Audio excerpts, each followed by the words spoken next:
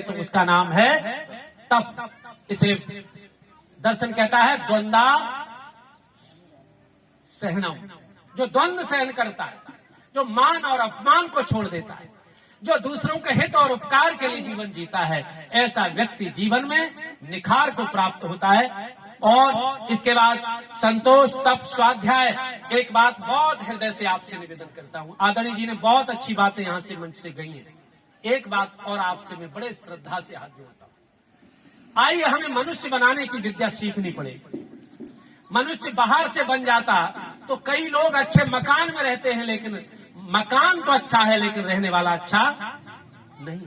इसी तरह से कई अच्छे शरीर में रहते हैं, लेकिन शरीर में रहने वाले के मन, बुद्धि, चित्त ठीक नहीं है।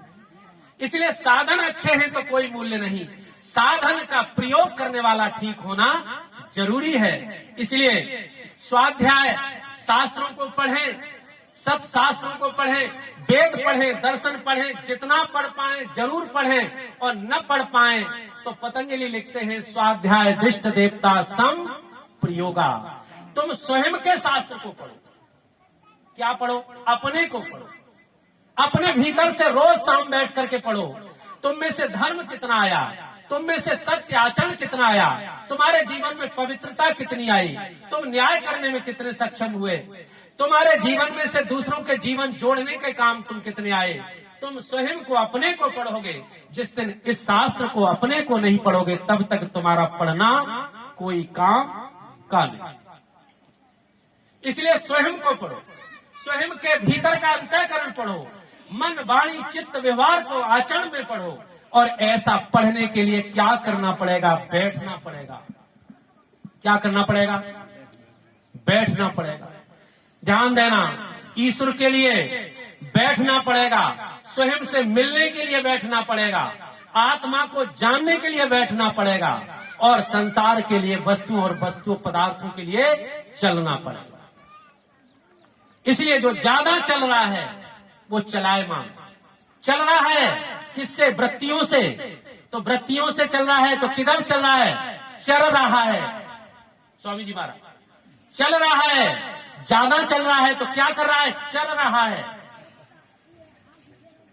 चल किस में रहा है? रूप, रस, गंध और स्पर्श शब्द में।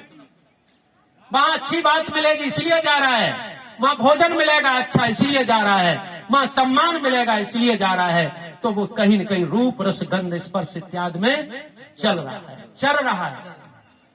और जो चल रहा है, और जब तक चरने वाला भीतर नहीं लौटेगा, जिसका नाम प्रत्याहार है, और जब तक भीतर नहीं लौटेगा, अच्छा बाहर है तो भीतर नहीं, और भीतर है तो बाहर, बाहर नहीं।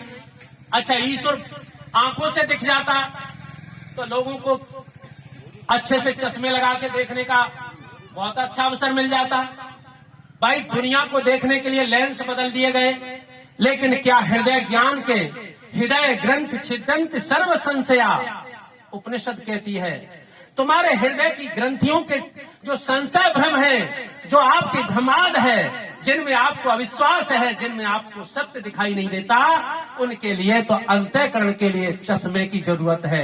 आपको भाई भाई नहीं दिखता, माँ बेटे नहीं दिखते, परिवार के रिश्ते नहीं दिखते, सत्य और पवित्र और आचरण नहीं दिखता, मर्यादा नहीं दिखती, फिर आप बताओ कि चश्मा बाहर लगे कि भीतर लगे?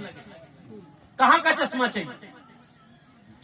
भीतर का चश्मा चाहिए, और भीतर का चश्मा लगेगा विवेक से।